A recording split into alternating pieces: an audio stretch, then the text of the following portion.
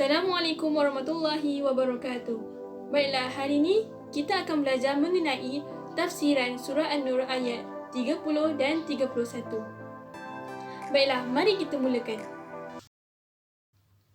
Dalam ayat 30 dan 31 surah An-Nur ini, Allah telah memerintahkan kaum lelaki dan kaum perempuan untuk menjaga pandangan mereka daripada perkara-perkara yang diharamkan, memelihara kehormatan mereka serta menutup aurat. Yang di mana dalam ayat 30 Allah memerintahkan kepada kaum lelaki untuk menjaga pandangan, menjaga kehormatan diri, dan dalam ayat 31 di mana Allah memerintahkan kepada kaum perempuan pula untuk menjaga kehormatan diri, menjaga pandangan mereka. Kita dituntut dengan kewajipan untuk menjaga kehormatan diri dan maruah diri.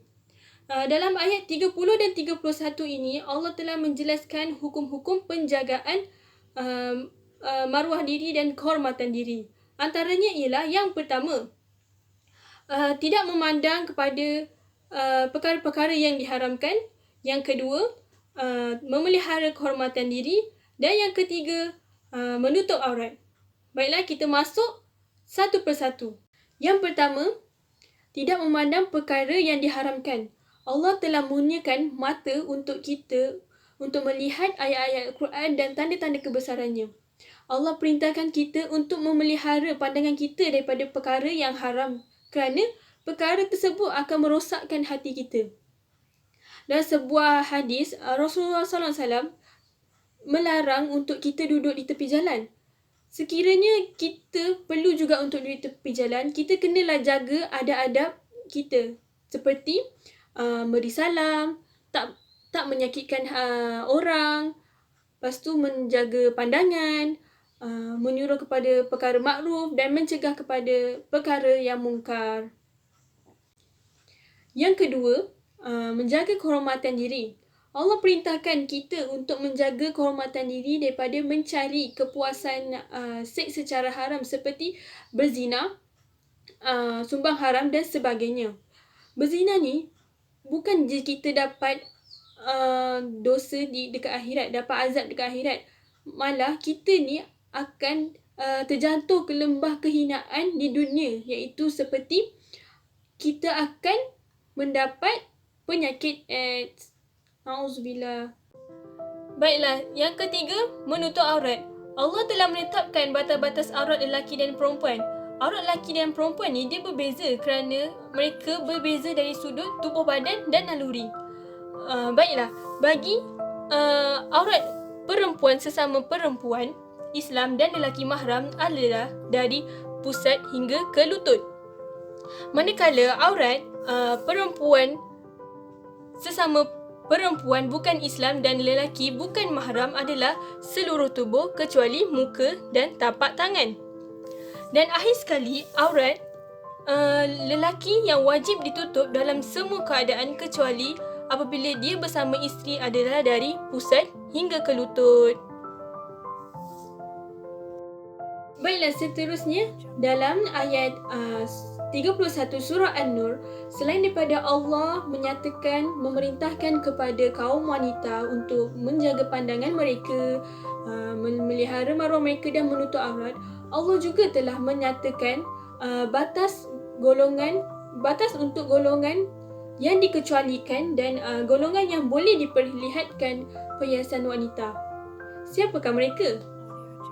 Mereka adalah, yang pertama, suami mereka. Yang kedua, bapa kandung mereka. Yang ketiga, bapa mertua mereka. Yang keempat, anak mereka. Yang kelima, anak tiri mereka. Yang keenam, saudara lelaki mereka. Yang ketujuh, anak saudara lelaki mereka. Yang kelapan, anak saudara perempuan mereka. Yang kesembilan, perempuan Islam. Yang ke-10, hamba-hamba mereka. Yang ke-11, orang gaji lelaki yang sudah tua dan tidak berkeinginan kepada perempuan. Dan yang terakhir, kanak-kanak yang tidak tahu, tak mengerti lagi tentang aurat perempuan. Jadi dalam dalam ayat 31 ni Allah Taala menyatakan 12 golongan yang dikecualikan dan dibolehkan melihat perhiasan wanita. Baiklah, pengajaran yang kita boleh dapat daripada ayat 30 dan 31 surah An-Nur ini adalah, yang pertama, wajib ke atas lelaki dan perempuan menghindarkan diri daripada melihat perkara-perkara yang diharamkan. Yang kedua, kita wajib untuk menjaga kemaluan kita daripada melakukan perkara-perkara yang diharamkan seperti berzina, liwat dan sebagainya. Yang ketiga, haram ke atas kaum wanita yang melakukan perkara-perkara yang boleh mendatangkan fitnah seperti berhias secara melebihan. Dan yang terakhir, haram kepada kita untuk kita memakai pakaian ketat, pakaian yang nipis yang boleh menampakkan tubuh badan kita, terutamanya untuk kaum wanita. InsyaAllah itu sahaja daripada saya. Wallahu alam. Semoga bermanfaat untuk semua. Assalamualaikum warahmatullahi wabarakatuh.